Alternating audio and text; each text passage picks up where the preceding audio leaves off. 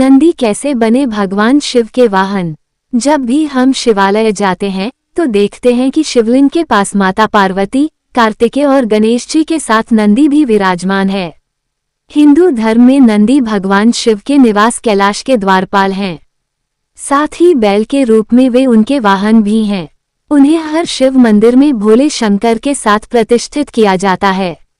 संस्कृत में नंदी का अर्थ है प्रसन्नता या आनंद।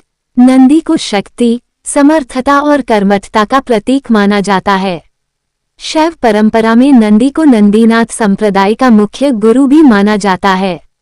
नंदी शिव के वाहन होने के साथ ही उनके साथी और उनके गणों में सर्वोच्च हैं। क्या आप जानते हैं कि नंदी का जन्म कैसे हुआ? उनके माता पिता कौन थे? कैसे नंदी शिव के परम प्रिय हो गए? कैसे नंदी भगवान शिव के वाहन बने? क्यों वे शिवलिंग के साथ विराजते हैं? आज हम आपको इस बारे में विस्तार से जानकारी देंगे। नंदी के जन्म के पीछे एक पौराणिक कथा प्रचलित है। पौराणिक कथानुसार ब्रह्मचारी व्रत का पालन करते हुए एक बार शिलाद ऋषि को भय सताने लगा कि उनकी मृत्यु के बाद उनका संपूर्ण वंश समाप्त हो जाएगा। वे एक शिशु को गोद लेना चाहते थे, लेकिन वे चाहते थे कि जिस शिशु को वे गोद लें वह आध्यात्मिक हो तथा उस पर भगवान शिव की विशेष कृपा और आशीर्वाद हो। अपनी कामना की पूर्ति के लिए उन्होंने भगवान शिव का कठोर तप प्रारंभ किया। कई वर्षों तक वे तप में लीन रहे, जिससे प्रसन्न होकर भगवान शिव उनके समक्ष प्रकट हुए और उनसे वरदान मांगने को कहा। शिलाद ऋषि ने पुत्र प्राप्ति का वरदान मांगा। भगवान शिव शिलाद ऋषि को उनका मनचाहा वरदान देकर अंतर्ध्यान हो गए।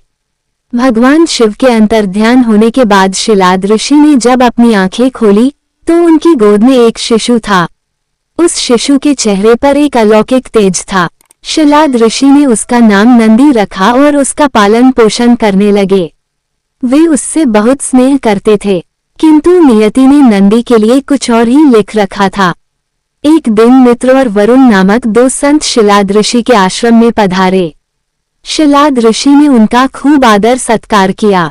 नंदी ने भी उनकी बहुत सेवा की। प्रस्थान करते समय शिलाद ऋषि और नंदी ने दोनों संतों का आशीर्वाद लिया। संतों ने शिलाद ऋषि को दीर्घायु और खुशहाली का आशीर्वाद दिया, किंतु जब नंदी को आशीर्वाद देने की बारी आई तो उनके माथे पर चिंता की लकीरें खींच गई।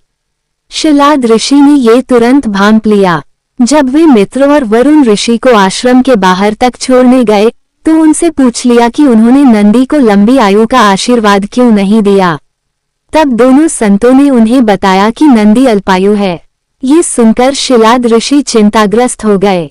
नंदी ने जब पिता को चिंतित देखा तो उसका कारण पूछा। शिलाद ऋषि ने नंदी को पूरी सच्चाई बता दी। पिता की बात सुन नंदी हंसने लगे। आश्चर्यचकित पिता ने जब कारण पूछा तो नंदी बोले, पिताश्री, आपने मुझे भगवान शिव की कृपा से प्राप्त किया है।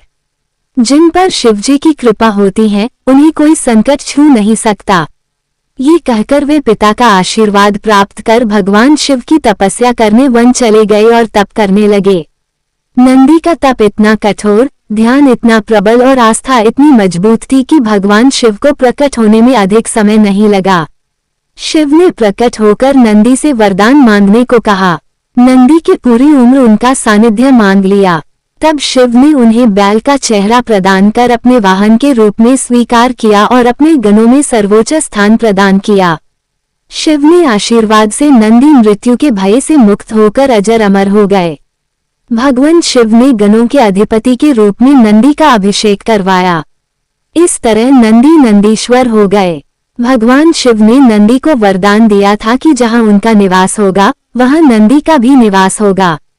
माना जाता है कि तब से शिव मंदिर में शिवलिंग के साथ नंदी की भी स्थापना की जाती है। नंदी पवित्रता, विवेक, बुद्धि और ज्ञान के प्रतीक हैं। उनका हर क्षण भगवान को समर्पित है।